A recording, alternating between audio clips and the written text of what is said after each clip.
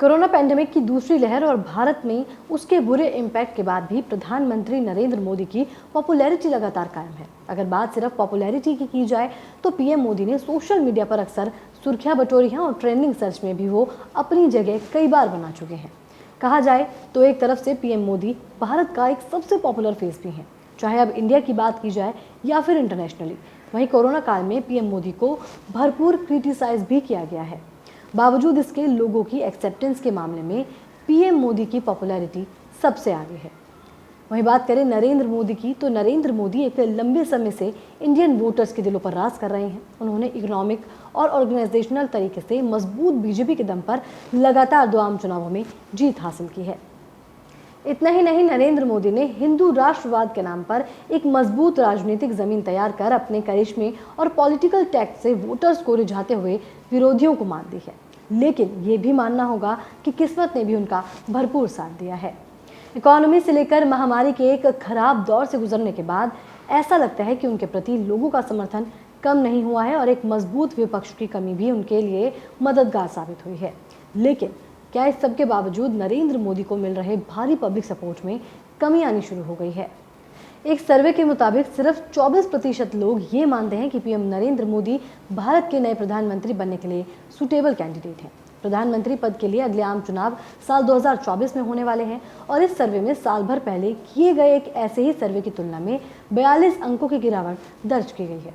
लंबे समय तक ऐसे सर्वे का एक्सपीरियंस रखने वाले राजनेता और प्रधानमंत्री नरेंद्र मोदी के क्रिटिक योगेंद्र यादव का कहना है कि ओपिनियन पोलिंग के 20 साल लंबे अनुभव में मुझे ऐसा कोई वाकया याद नहीं जब किसी प्रधानमंत्री की लोकप्रियता में इतनी भारी गिरावट देखी गई हो। दरअसल नरेंद्र मोदी के लिए ये साल बेहद चैलेंजिंग रहा है। कोरोना वायरस की दूसरी लहर में लाखों लोगों की मौत हुई, जिसकी वजह से पीएम मोदी की बेहद सावधानीपूर्वक बनाई गई छवि को इंटरनेशनल बैक्यूलरेट पर धक्का पहुंचा। सर्वे में कुछ समस्याएं और मिसट्रस्ट रिवील हुआ है, जिसमें भाग लेने वाले लगभग 70% लोगों ने बताया है कि महामारी के दौरान उनकी इनकम कम हो गई और इतने ही लोग ये मानते हैं कि कोरोना से मरने वाले लोगों का असली आंकड़ा सरकारी आंकड़ों से कई ज़्यादा है। लेकिन 36% लोगों ने कहा कि पीएम मोदी ने महामारी को अच्छे तरीके से संभाल लिया है। महामारी को एक तरफ रखा जाए तो इस सर्वे में वो सब बातें सामने आती हैं जिससे ये पता चलता है कि पीएम मोदी की पॉपुलैरिटी में कमी कहाँ से आ रही है।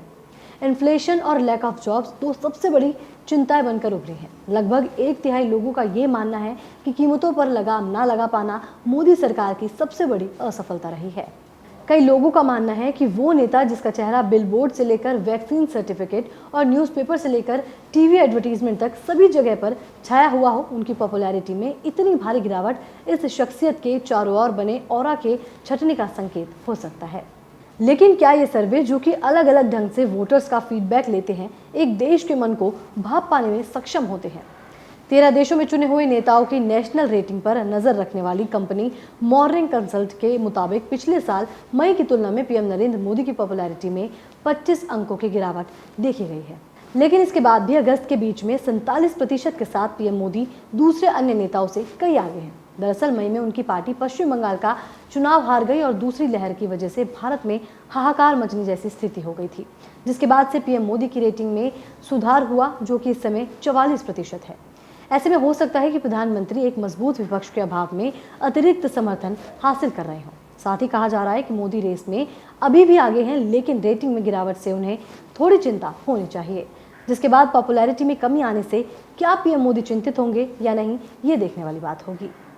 अगर आपको हमारा ये वीडियो पसंद आया हो तो द पेपर को लाइक, शेयर और सब्सक्राइब करना ना भूलें। और हाँ, हमें इंस्टाग्राम और फेसबुक पर भी जरूर फॉलो करें।